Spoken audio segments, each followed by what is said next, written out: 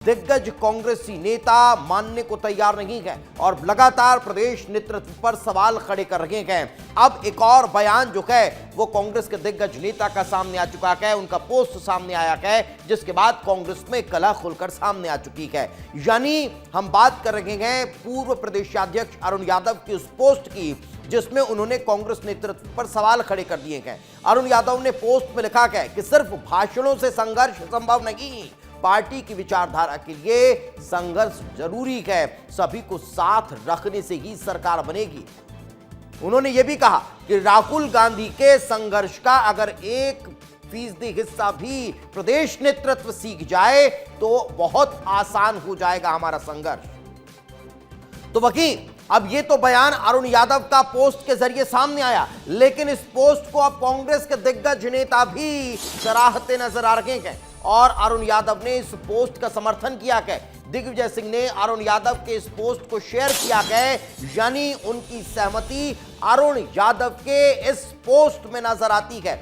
यानी जो अरुण यादव कह रहे हैं उसमें कांग्रेस के दिग्गज नेता दिग्विजय सिंह भी तैयार हैं। ये देखिए, ये पोस्ट जो है उसको शेयर दिग्विजय सिंह ने किया है। यानी आप समझ रहे हैं कि जहां अरुण यादव लिख रहे हैं कि पार्टी एवं पार्टी की विचारधारा के लिए वैचारिक और सतही संघर्ष आज समय की मांग है, सिर्फ भाषणों एवं बयानों से जहरीली विचारधारा से नहीं लड़ा जा सकता, आपको जमीनी स्तर पर मजबूती करनी होगी। और इस बात का जिक्र जो है वो उन्होंने किया है कि एकजुटता लानी होगी, सबको साथ लेकर चलना होगा। यानी कांग्रेस में अभी भी अपनी अपनी बातें हो रही है। अब ये दो तस्वीरें, पहले आपको याद होगा कांग्रेस के वरिष्ठ नेता सीडब्ल्यूसी के मेंबर पूर्व मंत्री कमलेश्वर पटेल ने गुटबाजी का आरोप लगाया था। कमलेश्वर पटेल ने यह तक कह दिया था कि प्रभारी का जिम्मा होता है गुटबाजी को खत्म करना, वो खुद पार्टी बन गए हैं।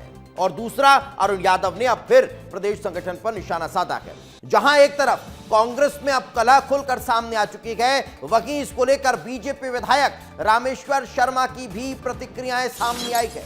यानी आप समझिए कि जहां कांग्रेस में कलह है, वहीं कांग्रेस में चल रहे इस घमासान को लेकर बीजेपी विधायक रामेश्वर शर्मा ने निशाना साधा। रामेश्वर शर्मा ने कहा कि कांग्रेस में गृह युद्ध चल रहा है। क्या कहा, एक बार सुनवाते हैं आपको। देखिए, दिग्विजय सिंह जी हो, अब पूरी कांग्रेस में गृह युद्ध चल रहा है और कांग्रेस में स्वयंभू नेता अब तैयार हो रहे हैं। कोई अपने आप को मुख्यमंत्री का नारा लगवाता है, कोई अपने आप को भावी मुख्यमंत्री घोषित करने के चक्कर में बड़े बड़े नेताओं को जिले में पटक देता है और सब एक दूसरे को नीचा दिखाने की कोशिश कर रहे हैं। मैं तो माता रानी से प्रार्थना करूंगा कि जो कुछ कांग्रेस चल रही है वैसी ही 100 साल तक चलती रहे। हमारी तरफ से हार्दिक शुभकामनाएं। और चलिए, इस वक्त कांग्रेस से अभिनव बरोलिया जी हमारे साथ जुड़ चुके हैं। अभिनव जी, बहुत बहुत स्वागत विस्तार न्यूज पर आपका। अभिनव जी, आप तक आवाज पहुंच पा रही है? अभिनव जी, क्या आप मेरी आवाज सुन पा रहे हैं? लगता है संपर्क नहीं हो पा रहा है। एक बार फिर से अभिनव जी से जुड़ने की कोशिश करेंगे। बीजेपी प्रवक्ता डॉक्टर हितेश वाजपेयी हमारे साथ जुड़ चुके हैं। डॉक्टर साहब, बहुत बहुत स्वागत विस्तार न्यूज पर आपका। कांग्रेस में ये क्या चल रहा है? बहुत लंबे समय से ये प्रक्रियाएं देखने को मिल रही हैं। ये और लंबे समय तक देखने को मिलती भी रहेंगी। क्या है, कांग्रेस में आपस का कोई समन्वय नहीं है, कांग्रेस में कहीं से भी बदलाव नहीं है, सब गुटबाजी चरम पर है। और जिस प्रकार से जीतू भाई ने सब बड़े नेताओं को घर बिठा दिया है, बड़े नेताओं के बच्चों को घर बिठा दिया है, तो उससे एक अंदर जो लावा है विरोध का, विद्रोह का, वो धधक तो रहा ही है, वो सामने आ रहा है। मैं जवाब ले लेता हूं। अभिनव जी शायद हमारे साथ जुड़ चुके हैं। अभिनव जी, बहुत बहुत स्वागत विस्तार न्यूज पर आपका। क्या हो गया कांग्रेस के वरिष्ठ नेताओं को जो लगातार प्रदेश अध्यक्ष पर, प्रदेश प्रभारी पर सवाल खड़े कर रहे हैं? अभिनव जी।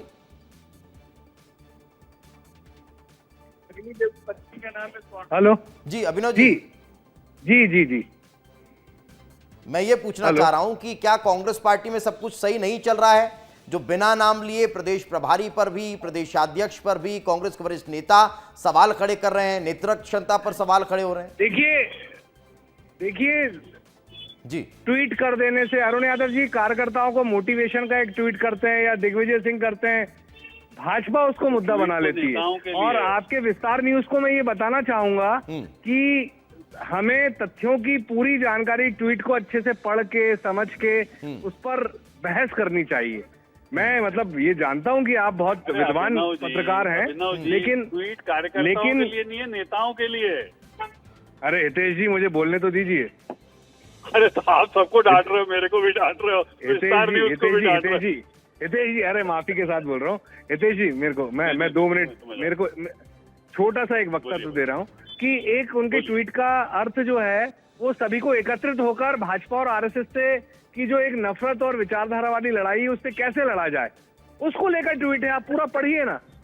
और उसमें जिस तरीके से राहुल गांधी जी लड़ रहे हैं और आगे बढ़ रहे हैं, उसी तरीके से मोटिवेशनल एक हमारे कार्यकर्ताओं, हमारे सभी लोगों को एक मोटिवेशनल ट्वीट है उनका।